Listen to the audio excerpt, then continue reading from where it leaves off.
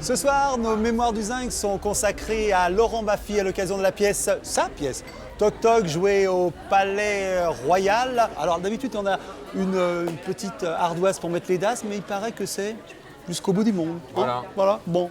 Donc Laurent Baffy, bonsoir. Bonsoir. Alors, on va parler Toc, mais avant, j'aimerais vérifier que vous êtes aussi savant. Donc, nous avons créé le quiz Toc, n'est-ce pas, qui est consacré au Toc et à certains. Alors, je vous donne cette petite liste et je vais vous poser des questions et vous allez. Alors, il y en a des que je trouve intéressantes. Par exemple, la 9, la génophobie. La génophobie, je ne l'ai pas dans mes notes. La génophobie, intéressante. La génophobie, c'est la peur du sexe. Du sexe? Du sexe, il y en a qui ont peur, ça arrive. Ah ouais. Ah oui, ça. Alors d'autres, qui sont un peu dans la même ligne, la spermatophobie. La peur des graines. Des germes. Des germes. Voilà, des germes de toutes sortes de germes, pas seulement, mais des germes. La A, vénustraphobie. C'est une peur assez répandue chez les hommes en fin de compte. C'est la peur des belles femmes. Des belles femmes? Ah oui, ça existe, Vénus, l'image de la belle femme, et certains ont peur. Eh oui, il y a des gens qui s'autocensurent devant des belles femmes, oui. Bah voilà. Alors, cette pièce, bon, on va dire ce qu'il en est, on le sait tous. Voilà, des patients sont dans une salle d'attente, ils attendent de grands spécialistes des TOC, chacun a le sien, et ils l'attendent, il ne vient pas. Et ça va permettre à cette pièce d'avoir un rebondissement parce que on va passer de l'aventure individuelle à l'aventure collective. Parce que dans cette pièce, indépendamment de l'idée de Toc comme ça, et j'allais presque dire le côté presque léger, on pourrait se demander ce qu'il en est. Il y a quand même une morale dans cette histoire-là. Il y a une morale, il y a du fond, et puis il y a une construction, et il y a un petit message. Et un twist, hein? Ouais.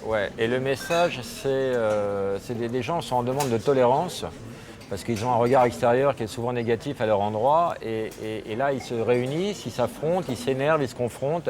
Et ils se disent, mais si on demande de la tolérance à l'extérieur, et entre nous, on n'est pas capable de s'en donner. Donc, ils vont essayer de s'aider eux-mêmes pour combler ce vide du docteur qui n'arrive pas, quoi. Alors, quand vous avez écrit cette pièce-là, d'abord, vous pensiez à un retentissement comme ça? Non. Je pensais que cette pièce était trop difficile pour moi. J'en ai écrit la moitié, j'ai arrêté pendant 1 an et demi. Et elle était au-dessus de mon niveau et je me suis accroché. Puis j'ai des amis qui m'ont motivé en me disant « mais la laisse pas tomber, l'idée est formidable ». Et voilà, je me suis battu pour la terminer, mais je me suis beaucoup documenté. J'ai écrit un peu avec la peur au ventre de blesser et de faire de la peine aux gens, alors que c'est un message d'empathie et de solidarité. Donc, je ne voulais pas que l'image du comique déborde sur l'image de l'auteur qui voulait bien faire pour cette pièce, car le sujet était ambitieux. Voilà, et ça tient bien, ça tient bien. Alors donc, ce petit punching ball pour matérialiser un coup de gueule. En ce moment, ça manque peut-être pas les sujets, mais lequel ce soir, Baffy a envie de traiter? Contre quoi il a envie de gueuler? Toujours le même, hein, j'ai toujours des gros problèmes avec l'écologie. Là, il y a eu des chiffres alarmants et voilà, on sait maintenant, on le savait déjà depuis quelques années, on savait qu'on allait dans le mur et c'est vraiment une fuite en avant. J'ai l'impression qu'on est tous sur le Titanic et que l'orchestre continue à jouer et qu'on va tous couler. En plus, mais là, contrairement à l'époque en 14, ils n'avaient pas l'info qu'il y avait un iceberg. Non. Nous, on a l'info et on y va tout droit. Alors, pour dire, il y a actuellement des chiffres qui sont sortis de l'OCDE, c'est-à-dire que ce n'est pas des organisations écologistes qui veulent dramatiser. Non, ce sont des chiffres officiels, oui, donc il faut peut-être aussi les multiplier par... Oui, parce que ce type de solution-là ne peut pas se trouver au niveau individuel. C'est-à-dire que s'il y a des pays qui ne sont pas d'accord, on pense aux États-Unis, on pense à la Chine, qui eux sont en plein développement, à l'Inde, aux pays émergents, qui disent attendez, vous, ça fait 2 siècles que... Vous goinfrez, voilà. Et nous on veut en croquer. Voilà, et c'est vrai que c'est difficile c'est très difficile. Compte tenu de ce que nous, on a fait pendant tant de temps, c'est assez difficile de leur dire, dis donc les gars, bon, arrêtez, revenez. Des siècles qui nous voient prendre des bains. Ils aimeraient bien juste avoir un petit peu de flotte. Mais alors, au quotidien, ça veut dire quoi? On fait attention dans la voiture qu'on prend, on fait attention comment on trie ses ordures, on fait attention... Moi j'ai la panoplie du bobo. Hein. J'ai un 4x4 hybride. Oui, quand même. J'ai un truc pour recycler, pour faire le compost. Le compost, ouais. Voilà, là, je me renseigne un peu sur les panneaux solaires. Moi, j'ai une vieille maison, donc je ne peux pas récupérer l'eau de pluie pour les toilettes, mais ça, ce serait la moindre des choses que de tirer la chasse avec de l'eau de pluie. Ouais. Mais je vais mettre des citernes pour arroser les plantes. Et... La géothermie aussi, essayer de récupérer la chaleur du c'est sol pas mal, pour. ça. Ouais, Ça, c'est pas mal. Mais bon, il faut avoir l'infrastructure qui va avec. Mais c'est beaucoup d'investissement, c'est beaucoup d'argent. Oui, non, mais c'est pour ça que je dis j'ai la panoplie du bobo, parce que moi j'ai les moyens un petit peu de m'adapter. Ouais. Mais pour les gens qui n'ont pas de moyens, ça les culpabilise encore plus, ils ne peuvent rien faire, et voilà. Bon, bah c'est pas très encourageant tout ça. Non, c'est hyper flippant, et on aura des comptes à rendre à nos gosses. Et Ils en demandent. on est mal. Oui, les enfants ils sont très très très flippés. Hein. C'est hyper flippant leur avenir.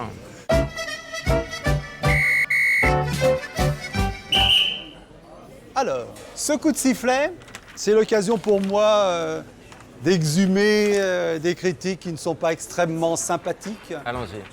En voici une donc. Alors, c'est Baffy dans la voiture balai, c'est Libération. Le postulat est casse-gueule. Adoptant une politique du pire, Laurent Baffy choisit un titre délibérément désastreux, les clés de la bagnole. De bagnole. De bagnole, oui. Et un slogan promotionnel non moins dissuasif, n'y allez pas, c'est une merde. Pour d'abord couper l'herbe sous le pied des futurs détracteurs et surtout inciter le public, à contrario, à aller découvrir à quoi peut bien ressembler cette cata revendiquée. Alors, qu'est-ce que ça fait ce genre de critique-là? Écoutez, moi je préfère avoir des bonnes critiques que des mauvaises critiques, mais Libération est un journal qui n'a aucun crédit à mes yeux parce qu'ils mettent un point d'honneur à déglinguer tout le monde et la page culturelle de Libération est une aberration. Donc c'est des gens qui disent du mal parce que c'est leur système de fonctionnement, comme parfois Télérama. Donc voilà, c'est pour moi un très mauvais journal, ce que je déplore parce que quand j'étais jeune, Libération, c'était pas rien. Moi, j'achetais Libé, les tribunaux des flagrants délires, c'était un journal formidable. Et c'est devenu, à mes yeux, un très mauvais journal. Et je ne pensais pas qu'un jour, je trouverais le Parisien bien meilleur que Libération. Enfin, c'est fou. Voilà, je les trouve assez mauvais et je trouve qu'ils se caricaturent eux-mêmes. Cela dit, j'ai eu des mauvaises critiques qui étaient plus justifiées. C'est parce que c'est une mauvaise critique, ça ne m'a pas plu. Mais voilà, venant d'eux, je ne peux pas écouter, je décroche. Est-ce qu'il y a eu sur ce cas précis des critiques constructives? Des choses où on s'est dit, oui, bon... Oui, bien sûr, sur ce film, oui. Et puis j'ai eu aussi des critiques excellentes.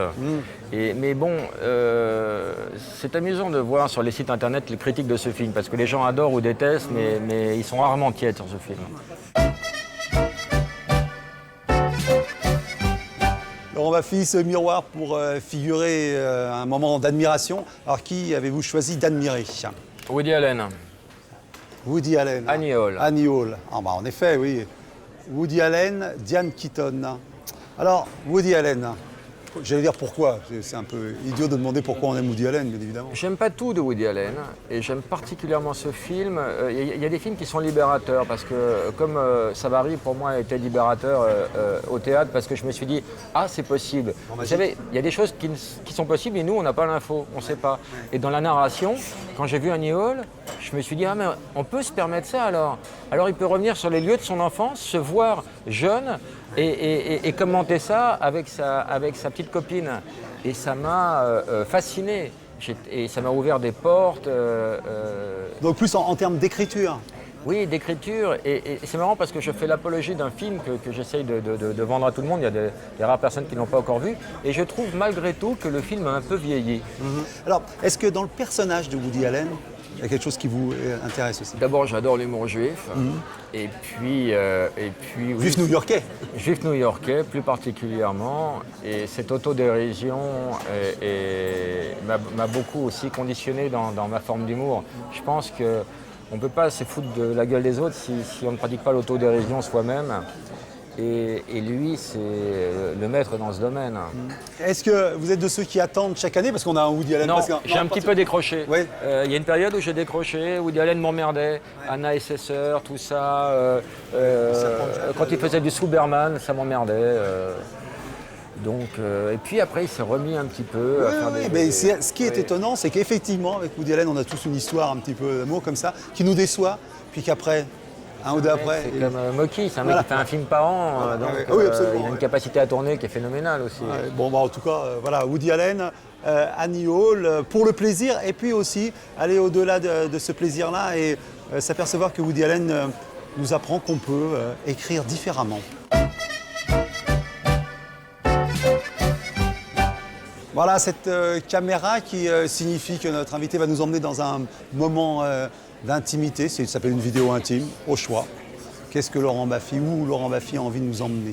Il y a un truc, quand on est enfant, il y a un truc qui est intéressant, c'est qu'on vit des choses sans les comprendre.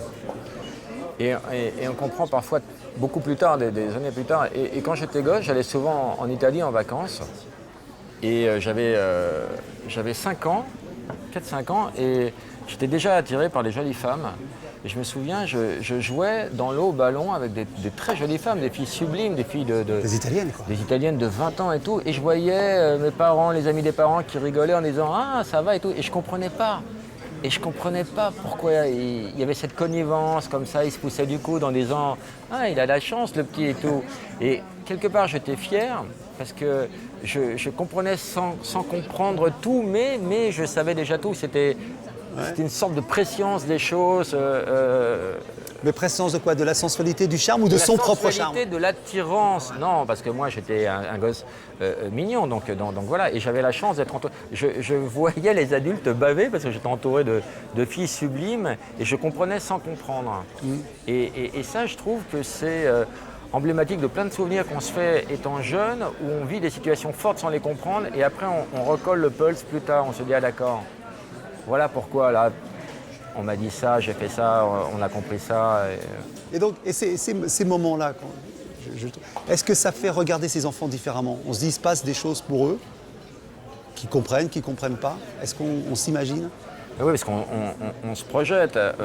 Quand on voit nos enfants vivre ce qu'on a vécu, on a un regard complice et ça nous renvoie à notre enfance, bien sûr. Donc, on parlait avec vous, Laurent Baffy, de Toc Toc au Palais Royal. Alors, bon, voilà, hein, c'est ouvert. Mais enfin, pressez-vous quand même, parce que la location est assez serrée. Laurent Baffy, c'était un plaisir. Moi aussi. Vraiment, Partagé, bravo, merci. Merci beaucoup à vous.